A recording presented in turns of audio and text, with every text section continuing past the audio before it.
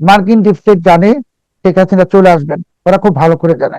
এবং শেখ হাসিনা চলে আসলে সবকিছুই তাদের নিয়ন্ত্রণের বাইরে চলে যাবে, সেটাও তারা জানে। কাজেই এখন শেখ হাসিনা বাংলাদেশে চলে আসার অনেক আগেই ডিপ স্টেট বাংলাদেশে একটি পট পরিবর্তন ঘটিয়ে এখানে একজন মোহাম্মদ মুর্সিকে ক্ষমতায় বসিয়ে দিবে। তা না হলে আপনি যারা বললেন যে বাণিজ্য চুক্তি এটা সেটা ডিপ স্টেট তো করেছে, এটা সত্যি, আমি অস্বীকার করছি। কিন্তু শেখ হাসিনার যে ঘোষণা উনি ফিরবেন, এটা বাংলাদেশে যারা হাতে মস্করা করছে বা আমরা সন্দেহ করছি উনি আসবেন কি আসবেন না, ডিপ স্টেট ভালো করে জানে যে শেখ হাসিনা আসবেন কিনা। কারণ শেখ হাসিনা যেখানে বসে আছেন সেখানে যে ডোনাল্ড ট্রাম্পের বন্ধু বা ব্যবসায়িক পার্টনার আছেন সার্জিও গোর, ওনার সঙ্গে তো আওয়ামী লীগের একটা যোগাযোগ স্থাপিত হয়ে গেছে। ডিপ স্টেটের লোক মানে যে উন্নত লোক, আর বিএনপির কেউ না। বিএনপির ঘরে ওরা অনুপ্রবেশকারী। কিন্তু বিএনপি এখন বুঝে গেছে যে এদের থেকে বের হতে হলে ওদেরকে জঙ্গি দমন করতে হবে। আমি নিশ্চিত করে বলছি যে বিএনপির এই জঙ্গি দমন তৎপরতা চলবে। বাংলাদেশের আইন প্রয়োগকারী সংস্থারা যথেষ্ট তৎপর এবং এক পর্যায়ে অস্ত্র উদ্ধারও শুরু হবে। হলেই এই লোকগুলা রাস্তায় নেমে আসবে নাশকতা চালানোর জন্য। যেভাবে মোহাম্মদ মুরসিকে ক্ষমতাচ্যুত করা হয়েছিল, করে একজন আব্দুল ফাতাহ সিদ্দিকীকে ক্ষমতায় বসানো হয়েছে, আমি শঙ্কিত যে বাংলাদেশে ঠিক এই ঘটনাটা ঘটে যাচ্ছে। আমন্ত্রণ জানাচ্ছি প্রিয় দর্শক, মানচিত্রের নিয়মিত আয়োজন কথোপকথনে আজকে আমাদের সঙ্গে যুক্ত রয়েছেন ব্লিটজ এর সম্পাদক সিনিয়র জার্নালিস্ট সালাউদ্দিন শোয়েব চৌধুরী। সালাউদ্দিন শোয়েব চৌধুরী, খুবই স্পর্শকাতর একটি বিষয়ে কথা বলার জন্য আপনাকে আমন্ত্রণ জানানো, সেটি হচ্ছে সরকারের মধ্যে নীতি নির্ধারণী পর্যায়ে আমরা জানি যে জঙ্গিবাদী কার্যক্রম নিয়ে পরস্পর বিরোধী বক্তব্য রয়েছে। কেউ বলেন যে জঙ্গিবাদী সংগঠনের অস্তিত্ব নেই, কেউ বলেছেন বিচ্ছিন্নভাবে থাকতে পারে, খতিয়ে দেখা হচ্ছে, পুলিশ অ্যাকশনে আছে, ইত্যাদি ইত্যাদি। আমরা দেখলাম যে যাত্রাবাড়ি এলাকায় উগ্রবাদী সংগঠনের কার্যক্রম পরিচালনার উদ্দেশ্যে জড়ো হয়েছিলেন কিছু ব্যক্তি এবং তাদেরকে সন্দেহজনক অবস্থায় 6 জনকে আটক করা হয়েছে, যদিও পুলিশ বলছে উগ্রবাদী কর্মতৎপরতা তাদের মধ্যে রয়েছে, উগ্রবাদী শব্দটা ইউজ করেছে। এবং এর মধ্যে যারা জড়িত ছিলেন তাদের মধ্যে একজন এনসিপির নেতা, যাকে বহিষ্কার করা হয়েছে। আমি এনসিপি বিষয়ে পরে আসতে চাই, তার আগে সরকারের বক্তব্য এবং পুলিশ যেটি বলছে সেটি কি আমাদের কাছে খুব বেশি গুরুত্ব বহন করে কিনা বাংলাদেশের বর্তমান পার্সপেক্টিভের জায়গা থেকে? এবার যাত্রাবাড়িতে যে ঘটনাটা ঘটলো এটাও কিন্তু এই যে ফাতা কমব্যাট সিস্টেম বা ফাতা যুদ্ধ পদ্ধতি নামের যে সংগঠনটি, এটা চালিয়ে আসছে 2 বছরের বেশি সময় ধরে বা 2 বছর ধরে। হম হম। তো এতকাল ওরা কাজ করলো সারা বাংলাদেশে।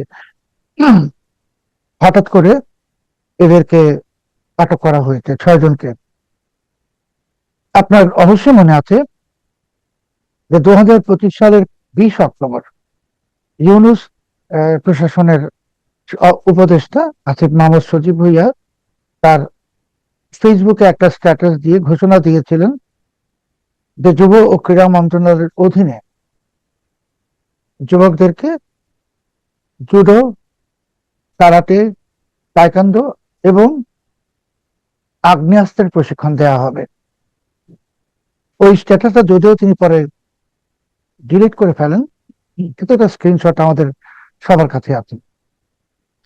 তো এই যে রাষ্ট্রযন্ত্র ঘোষণা দিল, আমি তো আসিফ মোহাম্মদ সজীব ভুইয়াকে রাষ্ট্রযন্ত্রই বলতে হয়, উনি রাষ্ট্রের অংশ ছিলেন প্রশাসনের।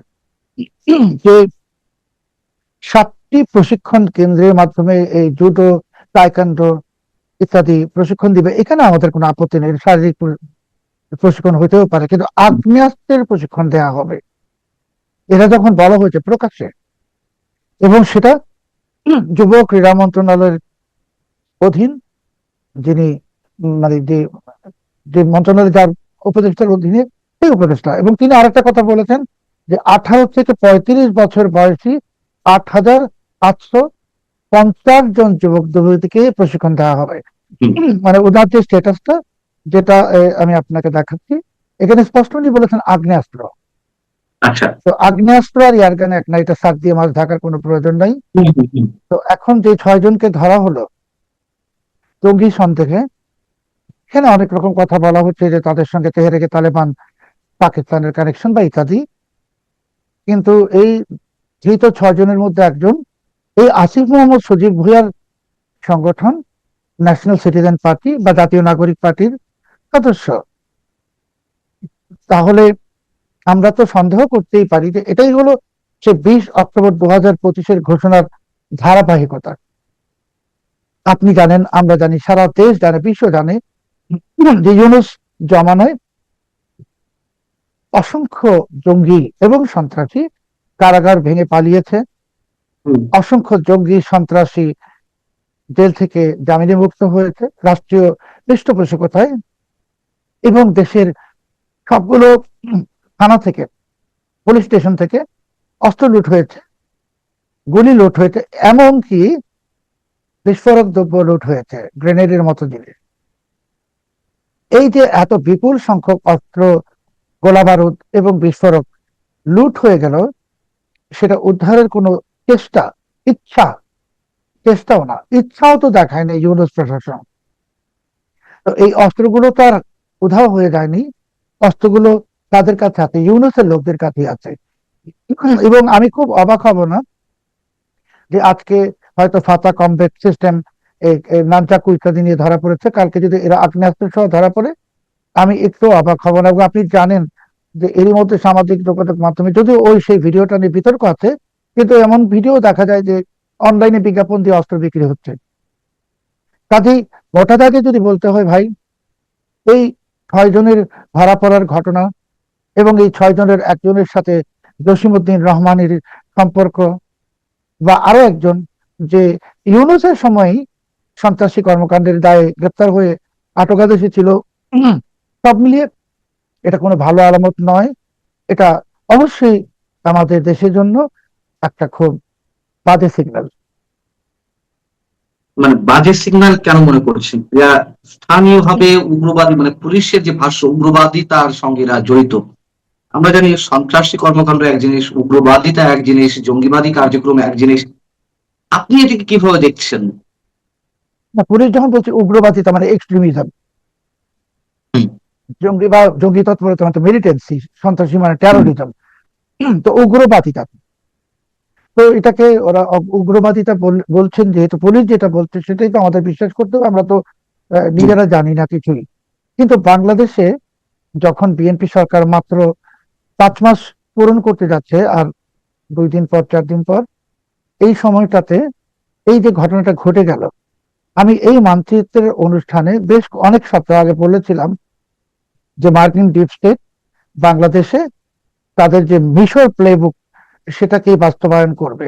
কারণ আপনিও জানেন যে মধ্যপ্রাচ্যে যে কথিত আরব বসন্তের পর যে দুটো দেশে সফল হয়েছিল, তিউনিসিয়া এবং মিশর, তিউনিসিয়ায় কিন্তু সরকারটা এখন পর্যন্ত টিকতে পারছে না, কোনো সরকারি 2 বছরের বেশি। মিশরে টিকেছে কারণ এই মুসলিম ব্রাদারহুডকে খতম করার মাধ্যমে এবং জেনারেল ফাতা, আব্দুল ফাতা আল সিসি ক্ষমতা গ্রহণের কারণে। বাংলাদেশও মার্কিন ডিপ স্টেট বলুন বা যাই বলুন, তারা ঠিক একই মডেলকে ইমপ্লিমেন্ট করতে যাচ্ছে, এবং সেই মডেলের অংশ হিসেবেই সারা দেশে হাজার হাজার কলেমার পতাকা দেখা গেল, এখন দেখা যাচ্ছে। সেই মডেলের অংশ হিসেবে এখন জঙ্গির সামনে চলে আসছে। এবং আপনি দেখেছেন যে এই যে ফাতা কমপ্লেক্স সিস্টেমের একজন সদস্য সাব্বির, তার একটা ভিডিও আপলোড হয়েছে, আমিও এটা টুইট করেছি।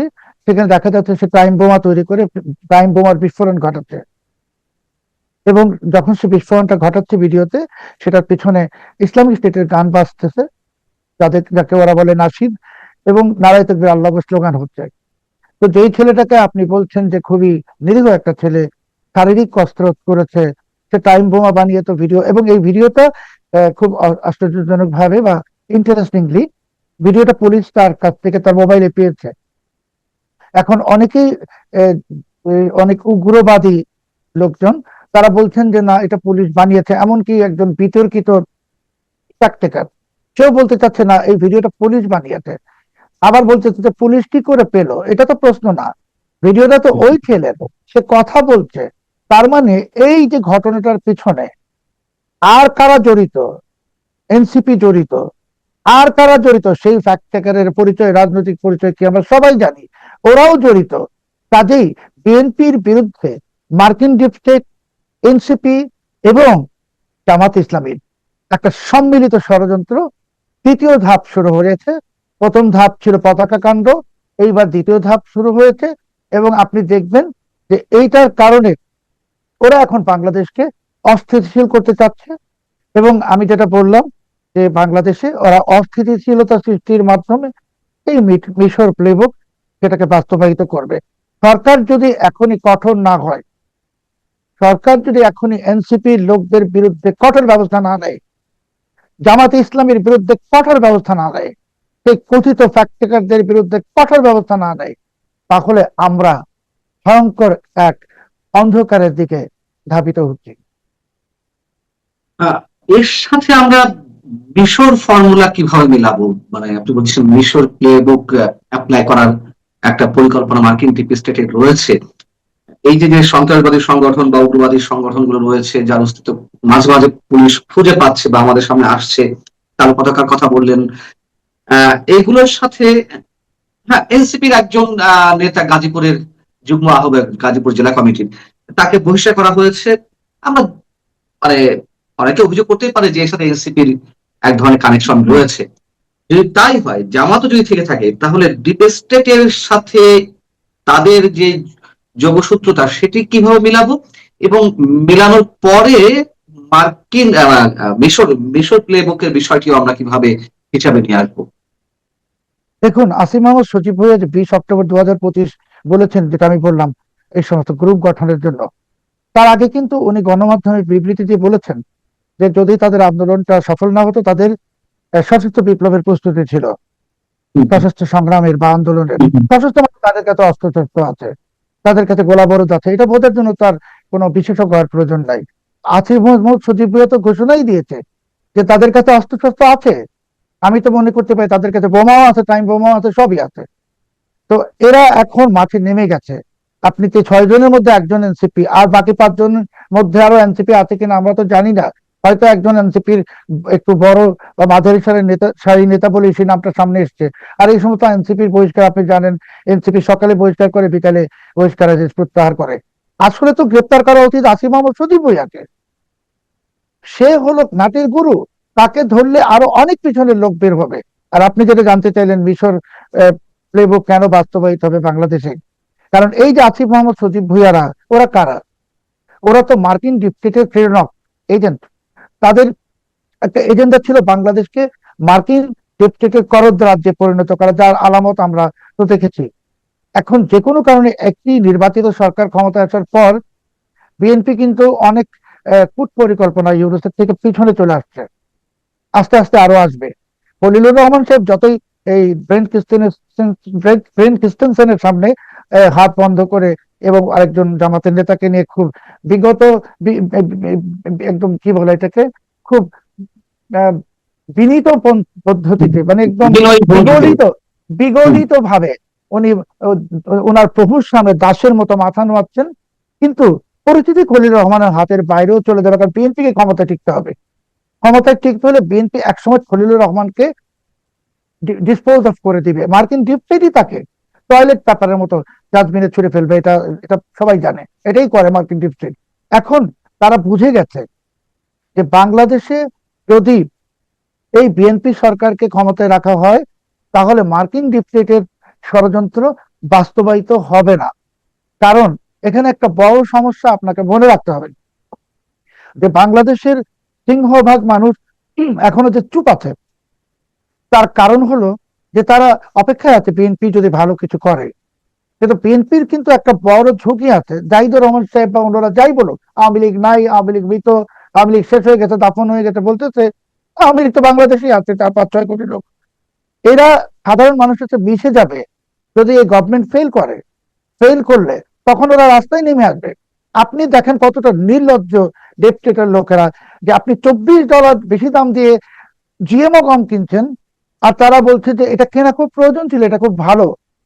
কত বড় দেশদ্রোহিতামূলক কথাবার্তা, রাষ্ট্রদ্রোহিতামূলক কথাবার্তা।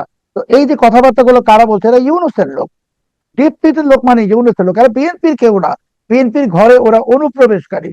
কিন্তু বিএনপি এখন বুঝে গেছে যে এদের থেকে বের হতে হলে ওদেরকে জঙ্গি দমন করতে হবে। আমি নিশ্চিত করে বলছি যে বিএনপির এই জঙ্গি দমন তৎপরতা চলবে। বাংলাদেশের আইন প্রয়োগকারী সংস্থারা যথেষ্ট তৎপর, এবং এক পর্যায়ে অস্ত্র উদ্ধারও শুরু হবে। হলেই এই লোকগুলা রাস্তায় নেমে আসবে নাশকতা চালানোর জন্য। যেভাবে মোহাম্মদ মুরসিকে ক্ষমতাচ্যুত করা হয়েছিল, করে একজন আব্দুল ফাতাহ সিদ্দিকীকে ক্ষমতায় বসানো হয়েছে। আমি শঙ্কিত যে বাংলাদেশে ঠিক এই ঘটনাটা ঘটতে যাচ্ছে। কারণ বিএনপি ভুল একটা করে ফেলেছে। সেই ভুলটা হলো তারা যে সরকার গঠন করেছে ব্যাপক ম্যান্ডেট পাওয়ার পর, জনসমর্থন পাওয়ার পর, সেখানে যে খলিল না থাকতো, ডিপস্টেটের লোকেরা না থাকতো, আজকে বিএনপির অবস্থান অনেক শক্ত হতো। কিন্তু বিএনপি সেই ভুলটা করে ফেলেছে। এবং আরেকটা ভুল করেছে, ইউনূসের সবগুলো আইনকে তারা সংসদে পাশ করে দিয়েছে এবং ইউনূসকে দায় মুক্তি দিয়েছে। ইউনূসের এই সমস্ত অপকর্ম তারা দায় মুক্তি দিয়ে আসলে বিএনপি প্রথম প্রহরে আত্মহত্যাটা করেছে। এবং মার্কিন ডিপস্টেট এখন দেখবেন বিএনপির উপর চড়াও হবে। এবং মার্কিন ডিপস্টেটের হাতে সব থেকে বড় মোক্ষম হাতিয়ার হলো জঙ্গি। আপনি যদি বলেন জঙ্গি সন্ত্রাসী, এটা আমেরিকার বিরুদ্ধে, এগুলো একটা আমেরিকার বিরুদ্ধে না। আল কায়দা, ইসলামিক স্টেট যা বলেন সব মার্কিন যুক্তরাষ্ট্রের সৃষ্টি। এবং এখানে বাংলাদেশে যা কিছু হচ্ছে এটার পিছনেও মার্কিন ডিপস্টেট। এবং আপনি পাকিস্তানি আইএসআই, ইন্ডিয়ান এগুলা এগুলা এত শক্তিশালী সংগঠন না। মার্কিন ডিপস্টেটের কবলে বাংলাদেশ এখন। এখানে আইএসআইও নাই। আইএসআই হয়তো তাদের সহায়ক শক্তি। আর আমরা যখন বলছি যে এটার পিছনে, এর সাথে মার্কিন ডিপস্টেটের সম্পর্ক আছে কিনা সেটা আমরা কিভাবে জানবো? থাকতেও তো পারে। কাজেই এখানে একটা ভয়ঙ্কর খেলা শুরু হয়ে গেছে। বিএনপিকে অনেক সজাগ হতে হবে। এখন কঠোর হাতে জঙ্গি দমনে নামতে হবে, যেরকম ভাবে বেগম খালেদা যে নেমেছিলেন। ক্র্যাকডাউন করতে হবে, অস্ত্র উদ্ধার অভিযানে নামতে হবে। এবং এই জঙ্গি জঙ্গি খেলা না খেলে, ছয়টার পাঁচটাকে না ধরে, আসিফ মাহমুদ, সজীব ভুইয়াদের মতো যারা কিংপিং, যারা শীর্ষ জঙ্গি নেতা, তাদেরকে গ্রেপ্তার করতে হবে। এটা যদি না করতে পারে বিএনপির সমস্যা হবে, বিএনপি বিপদে পড়বে। আর এনসিপি জানে যে কি হচ্ছে, কারণ তারা তো মার্কিন ডিক্টেটের ইশারায় চলছে। তা না হলে সাভারে যে বোমা নাটক হলো বা এই সমস্ত কিছু হচ্ছে, সবই নাটক। নাটক করা হচ্ছে বিএনপি কে বদনাম করানোর জন্য। ইন্টারন্যাশনালি পতাকা দিয়ে বদনাম করানো হয়েছে। বিএনপি সরকার অনেক কুইক অ্যাকশন নিলে আরো ভালো হতো, নেই যা হোক দেরিতে নিয়েছে। কিন্তু এই জঙ্গি খেলা যেটা শুরু করেছে, এটা বিএনপির জন্য অনেক বড় একটা মাথা ব্যথা হবে। এবং এটাই হলো মিশর প্লেবুক বাস্তবায়নের সূত্রপাত। আমি বিনয়ের সাথে আবার বলছি, মিশর প্লেবুক বাস্তবায়নের এটাই সূত্রপাত। এই জঙ্গি তৎপরতা যেহেতু এখন আপনি ধরতে যাচ্ছেন, দুজন ছয়জন ধরলে তো হবে না, জঙ্গিদের বিরুদ্ধে ক্র্যাকডাউন যেতে হবে। জঙ্গিদের যে শিকড় সেটা উপরে ফেলতে হবে, সেটা উপরে ফেলেননি। জঙ্গিদের হাতে এত অস্ত্র, ওরাই বলেছে যে যুদ্ধের প্রস্তুতি ছিল, এখনো প্রস্তুতি আছে। এদের কাছে থানা থেকে লুট করা অস্ত্র। এগুলো না করে আপনি যদি এদেরকে এখন সময় দেন, স্পেস দেন, এবং ভাবেন যে জামাতে ইসলামী আপনার মিত্র, নিশ্চিত থাকুন এই জামাতে ইসলামী, এই এনসিপি, মার্কিন ডিপস্টেট সবাই মিলে বাংলাদেশে আরো একবার রেজিম চেঞ্জ ঘটিয়ে দিবে। যদিও এইবার রেজিম চেঞ্জ ঘটালে সেখানে জামাতেরও অস্তিত্ব থাকবে না, এনসিপিরও থাকবে না, সেটা তারা জানে না। সেটা তারা যখন জানবে তখন অনেক দেরি হয়ে যাবে। বলছে যে ডিপ স্টেটের পরিকল্পনার থার্ড স্টেজ এখন চলছে। তারা যে পরিকল্পনা নিয়ে এগোচ্ছে এবং মিশরের মোরসির মতন ক্ষমতাচ্যুত করে আহ আব্দুল ফাত্তাহ সিসির মতো কাউকে নিয়ে আসবে। তো ডিপ স্টেটের যেটি চাওয়া ছিল মার্কিন চুক্তি তো তার অংশ, এবং সেটি তো ডক্টর ইউনূস করে গেছেন, তার ধারাবাহিকতা এখনো এই সরকার আহ আহ, এগিয়ে নিয়ে যাচ্ছে মার্কিন চুক্তি বাস্তবায়ন। তাহলে আবার নতুন করে ডিপ স্টেটের প্রসঙ্গ কেন, নতুন করে ডিপ স্টেট কেন খেলবে? তারা তো যা চাইছে, মোটামুটি অনেকের অভিযোগ বা বক্তব্য যে সেই অনুযায়ী কাজ চলছে। ডিপস্টেটের পরিকল্পনা এখন পর্যন্ত আমাদের সাদা চোখে দেখছি সুন্দরভাবে চলছে। কিন্তু ডিপস্টেটের জন্য বড় যে হুমকিটা তৈরি হয়ে গেছে, সেটা হলো শেখ হাসিনার স্বদেশ প্রত্যাবর্তনের ঘোষণা। মার্কিন ডিপস্টেট জানে শেখ হাসিনা চলে আসবেন, ওরা খুব ভালো করে জানে। এবং শেখ হাসিনা চলে আসলে সবকিছুই তাদের নিয়ন্ত্রণের বাইরে চলে যাবে, সেটাও তারা জানে। কাজেই এখন শেখ হাসিনা বাংলাদেশে চলে আসার অনেক আগেই ডিপস্টেট বাংলাদেশে একটি পট পরিবর্তন ঘটিয়ে এখানে একজন মোহাম্মদ মুর্সিকে ক্ষমতায় বসিয়ে দিবে। তা না হলে আপনি যেটা বললেন যে বাণিজ্য চুক্তি এটা সেটা ডিপস্টেট তো করেছে, এটা সত্যি, আমি অস্বীকার করছি। কিন্তু শেখ হাসিনার যে ঘোষণা উনি ফিরবেন, এটা বাংলাদেশে যারা হাতে মস্করা করছে বা আমরা সন্দেহ করছি উনি আসবেন কি আসবেন না, ডিপস্টেট ভালো করে জানে যে শেখ হাসিনা আসবেন কিনা। কারণ শেখ হাসিনা যেখানে বসে আছেন, সেখানে যে ডোনাল্ড ট্রাম্পের বন্ধু বা ব্যবসায়িক পার্টনার আছেন, সার্জিও গোর, ওনার সঙ্গে তো আওয়ামী লীগের একটা যোগাযোগ স্থাপিত হয়ে গেছে এবং খুবই গভীর সম্পর্ক স্থাপিত হয়েছে। এখন ডিপস্টেট হয়তো চাচ্ছে যে শেখ হাসিনাকে কোনোভাবে ম্যানেজ করতে। তো শেখ হাসিনাকে ম্যানেজ করতে হলে তো এই সরকারকে সরাই দিতে হবে, এবং সেটাই ডিপস্টেট করবে। আমি আপনাকে এটা নিশ্চয়তা দিতে পারবো না, কারণ আমি তো আর শেষ পর্যন্ত কিভাবে জানি না। কিন্তু এটা শেখ হাসিনার এই বারবার দেশ প্রত্যাবর্তনের ঘোষণাটা, এটা নেহায়েত একটা গল্প গুজব না।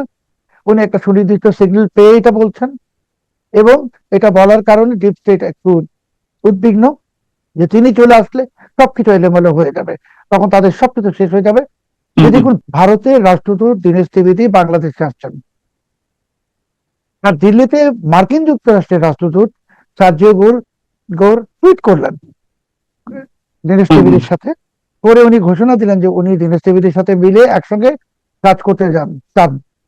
এই ইঙ্গিতটা পৃথিবীর কোনো দেশে আপনি দেখবেন না যে অন্য একটা দেশে একজন রাষ্ট্রদূত যায় আর তৃতীয় দেশের একজন লোক একটা টুইট করে, এটা অসম্ভব।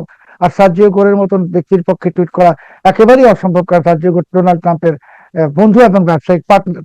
কাজে এখানে তো ইঙ্গিতটা স্পষ্ট যে ভারত মার্কিন যুক্তরাষ্ট্র এখন একখানে চলে আসছে, এক অক্ষে চলে আসছে। আমরা যত কিছুই ভাবছি যে ভারতের সঙ্গে আমেরিকার যুদ্ধ চলছে, সংঘাত চলছে, ঝগড়া চলছে, কিছুই না, তারা এক প্ল্যাটফর্মে চলে আসছে চীনকে আটকানোর জন্য। আর ভারত যুক্তরাষ্ট্র যখন এক প্ল্যাটফর্মে চলে আসছে, তাহলে আমি যেটা বললাম যে 1 বছর আগে আওয়ামী লীগকে অ্যাভয়েড করতে আমেরিকা, এখন সেই আমেরিকা আওয়ামী লীগের সঙ্গে ঘন ঘন যোগাযোগ রাখতে, আওয়ামী লীগের সঙ্গে না, আরো সহজ করে বলে শেখ হাসিনার সাথে। এবং সেই শেখ হাসিনা বারবার ঘোষণা দিচ্ছেন উনি আসবেন। তো শেখ হাসিনা যদি হঠাৎ করে চলে আসেন এবং মার্কিন যুক্তরাষ্ট্র জানে চলে আসলে পরিণতিটা কি হবে, সেই সম্ভাব্য পরিণতিটিকে সামাল দিয়ে বাংলাদেশে একটা অন্য সরকার নিয়ে আসলে, যাতে শেখ হাসিনাকেও বোঝানো যায় যে ওরা তো আর এখন নাই, অন্যরা আসছে, আপনি একটু অপেক্ষা করেন, আপনি গেলেও আপনি চুপ থাকেন, আপনি একটু স্পেস দেন, নির্বাচন হবে এরকম। সেই পরিস্থিতি সৃষ্টি করার জন্য এখন চূড়ান্ত খেলা শুরু হয়ে গেছে মার্কিন ডিপস্টেটের। আপনি জঙ্গি জঙ্গি ঘটনা যেটা ধরা পড়েছে বা উগ্রবাদীরা যাই বলেন, যে ভাষাতেই বলেন, এটা দিন দিন বাড়বে, কারণ 2 বছর এটা বেড়েছে।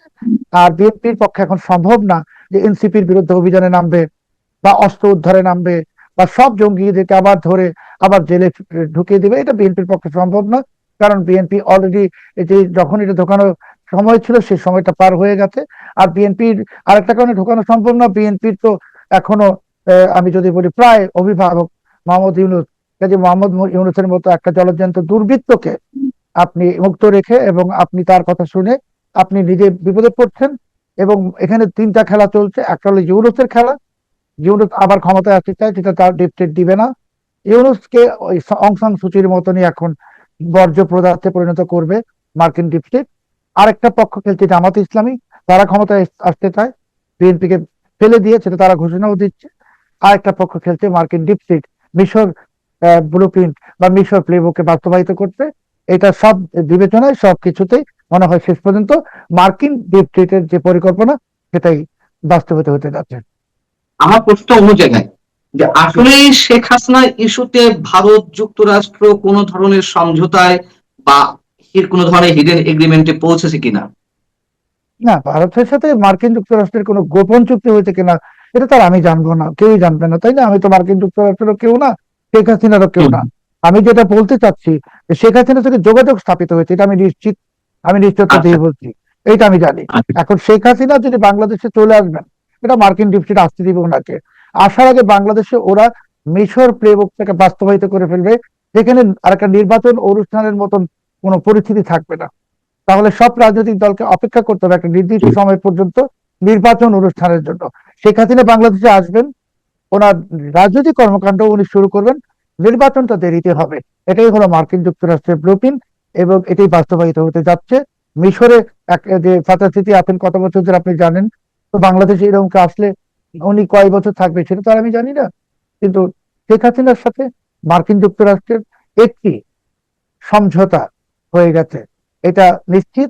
এবং সেখানে শেখ হাসিনা বারবার ঘোষণা দিচ্ছে উনি আসবেন, এবং জি। মার্কিন যুক্তরাষ্ট্রও জানে শেখ হাসিনা আসবেন। কিন্তু ওনার আশাটাকে একটু দেরি করানোর জন্য এই জঙ্গি ইস্যুটাকে সামনে আনা হয়েছে, যাতে উনি এই বছর বাংলাদেশে ফেরত না আসেন। অনেক ধন্যবাদ সালাউদ্দিন শোয়েব চৌধুরী, আপনি যেই আশঙ্কাগুলো করছেন সেগুলো অবশ্যই সরকারের জন্য অ্যালার্মিং, যদি এগুলো কোনো ভিত্তি থেকে থাকে এবং আপনার সমীকরণ গুলো যদি সত্যিই বাস্তবায়নে পৌঁছে যায়। আমরা নিশ্চয়ই তেমনটি চাইবো না। আপনি ভালো থাকবেন, আপনার জন্য শুভকামনা। দর্শক, আপনারা যারা শুনছিলেন নিশ্চয়ই আপনারা ভালো থাকবেন। আল্লাহ হাফেজ।